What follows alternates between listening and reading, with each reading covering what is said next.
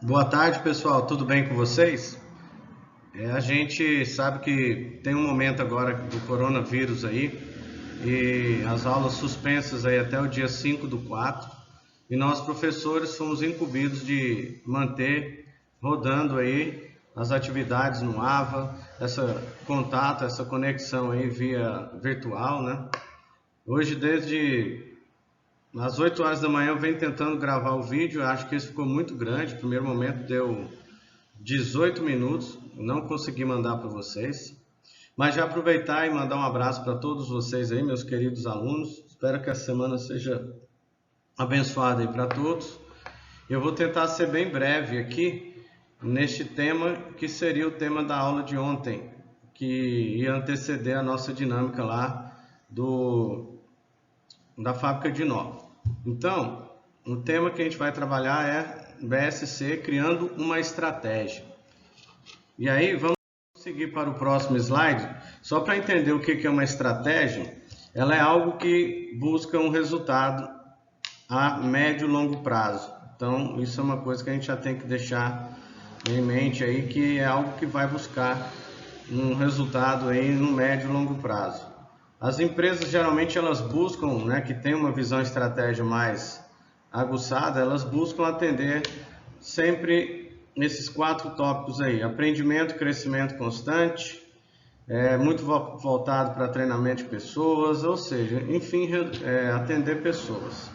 Nos processos internos do negócio, que é garantir que todos os processos fluam e ajam, né, da melhor forma possível, para que a área financeira, que é lá em cima, tenha recursos e condições de manter a empresa financeiramente viável, e os clientes, que aí sim é o ponto de atenção de qualquer empresa, que é manter clientes fiéis, aumentar o número de clientes com o decorrer do tempo e fazer com que eles fiquem cada vez mais fidelizados ao produto ou serviço dessa empresa.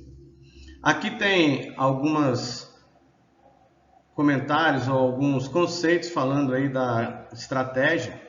Então, assim, a estratégia aqui já fala que é um caminho para que as organizações conquistem vantagens competitivas e novos patamares de desempenho. Então, assim, quem busca uma estratégia superior, ele está buscando atingir aquilo que foi planejado, garantindo que a execução seja, como se diz, correta, dentro do que foi programado, garantindo que, com o passar do tempo, os resultados apareçam e que sejam extraordinários. O conceito de estratégia empresarial, ele começa lá do lado militar, então isso já é bem antigo, esse conceito aí. Aí está falando que na Grécia Antiga lá significava qualidade e habilidade do general, ou seja, a capacidade do líder, do comandante, do gestor de fazer acontecer o que foi planejado. Basicamente isso. Aí tem alguns conceitos aí que depois vocês podem estar dando uma olhada com mais calma. Porém, a gente pode concluir que a visão e estratégia, a estratégia de uma empresa resume-se em planejar, levantar recursos, usar todos esses recursos e atingir o melhor resultado possível, dentro de um prazo determinado. Lembrando que a estratégia ela se renova, aí algumas empresas usam horizontes de 3 anos ou 5 anos.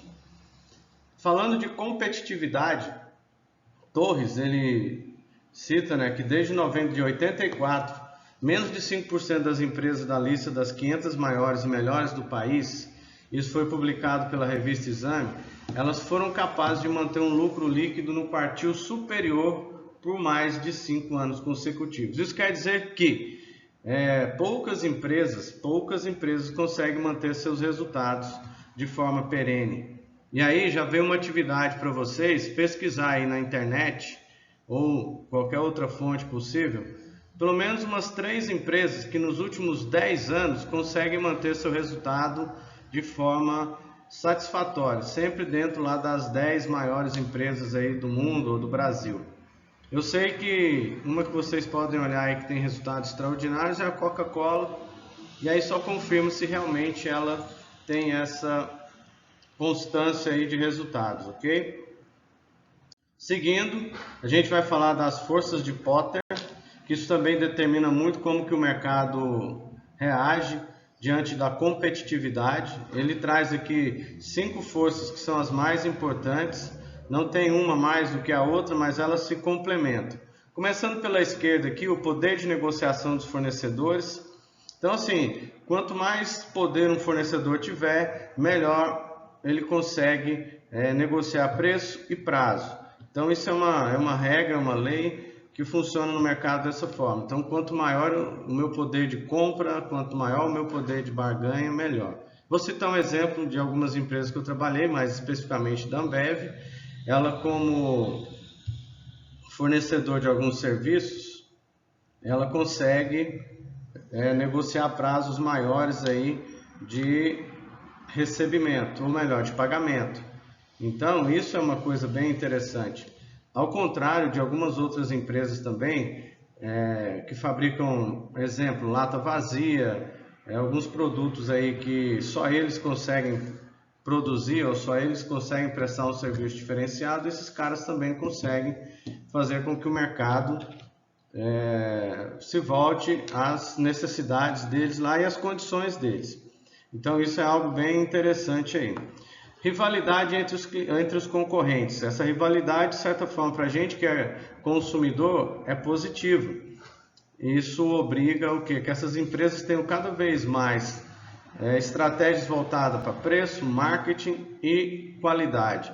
As empresas que se destacam nisso aí, com certeza conseguem conquistar a preferência dos clientes. Lembrando que tem uma coisa bem interessante também, que é a inovação. Às vezes algumas empresas elas chegam aí com qualidades similares aos dos concorrentes e com preços muito melhores. E às vezes uma ideia simples que dá um resultado que muda toda a forma do mercado. Outro ponto importante aqui é a ameaça de entrada de novos concorrentes. Então assim, muitas empresas elas ficam isoladas em determinada região e aí em algum momento entra algum concorrente nessa região. Isso, como eu falei, para quem é consumidor é positivo, mas para quem não é consumidor gera uma ameaça, um risco de ter que dividir uma fatia do mercado. Vamos pegar um exemplo. No ano passado, se não me engano, entrou Magazine Luiza aqui em Rondonópolis. Será que isso não gerou algum aumento, algum medo, alguma situação indelicada em relação aos concorrentes? Será que eles vão começar a pensar, poxa, essa empresa é forte e vai tomar espaço de alguns aí que não conseguirem seguir a mesma dinâmica de preço, de produto que eles usam? E de certa forma isso também às vezes não muda nada. Eu cito vários exemplos aí, um deles quando a gente olha para Goiânia, uma cidade, uma capital, quando foi abrir um McDonald's lá, vários concorrentes ficaram com medo, principalmente os caras que têm os famosos pit dogs ou esses lanches menores, ficaram com medo do McDonald's tomar espaço deles. Porém, quando isso ocorreu, nada mudou, porque o McDonald's não é, como se diz, flexível igual a esses outros.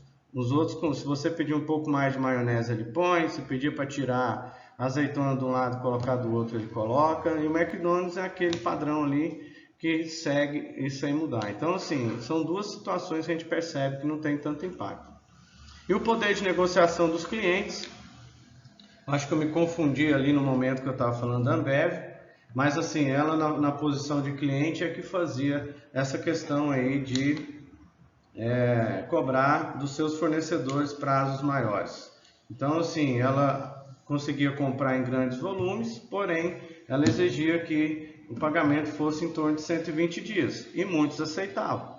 Se fosse grandes fornecedores, dependendo do jeito, também não aceitavam. Então, isso aí vocês começam a perceber a importância das 5 forças de Porter nessa questão de competitividade. E comece desde já agora a perceber que isso está presente no nosso dia a dia, independente do tamanho do negócio. Vamos seguindo aqui. Depois, olhando lá essa questão do Balanced Scorecard, que ele é um método que a gente concentra em uma única, vamos falar assim, planilha, vários indicadores que garantem a sobrevivência do negócio ao médio e longo prazo. E esses indicadores, eles são divididos de várias formas, mas são 3 as mais importantes, que é o nível estratégico, são indicadores definidos pela diretoria. Esses indicadores estão muito voltados para crescimento, para expansão, para várias situações que envolvem a estratégia da empresa. Esses indicadores depois eles são desdobrados para um nível gerencial, onde os gerentes, através de várias metodologias, entendem esses indicadores e depois eles desdobram eles para um nível operacional, que é aqui onde tudo vai acontecer. Então, por exemplo, se eu quero aumentar em 5% o volume de vendas da empresa, aqui no nível estratégico, vamos falar assim, da diretoria, presidência, esse aqui deve voltar para a fábrica com o aumento do volume de produção, com a melhoria na qualidade dos produtos, enfim. Seguindo o raciocínio com aumento no volume de produção, isso vai descer para o nível de execução com a quantidade de produtos que eles têm que entregar em cada mês, sendo que se isso faltar vai impactar no resultado estratégico que está lá em cima. É basicamente assim que funciona. E eles usam de indicadores como esse aqui que vocês estão vendo aí, todo mês ou a cada 3 meses, aí depende da empresa, ele vai fazer uma análise de vários indicadores, porém sempre voltados para 4 dimensões: clientes, financeiro, processos internos, aprendizado e expansão. Então está tudo muito ligado aqui. Isso aqui são os pilares que faz qualquer empresa rodar. Depois vocês deem mais uma olhada no detalhe. Se tiver alguma dúvida pode me chamar aí no privado. E por fim, a gente pode ver que a gente aprendeu hoje aí dois tópicos importantes, que é a questão da estratégia, que resumidamente mostra como eu quero estar daqui a 5 anos, quais são os planos que vai me levar até lá e como que eu vou acompanhar isso para chegar no resultado esperado. A competitividade, como que ela se dá no dia a dia das empresas, no nosso dia a dia, o impacto que elas têm. Peço que vocês comecem a observar isso no dia a dia e vocês vão perceber muitas coisas interessantes. Ok, galera? Boa tarde para vocês, um abraço e até a próxima aula.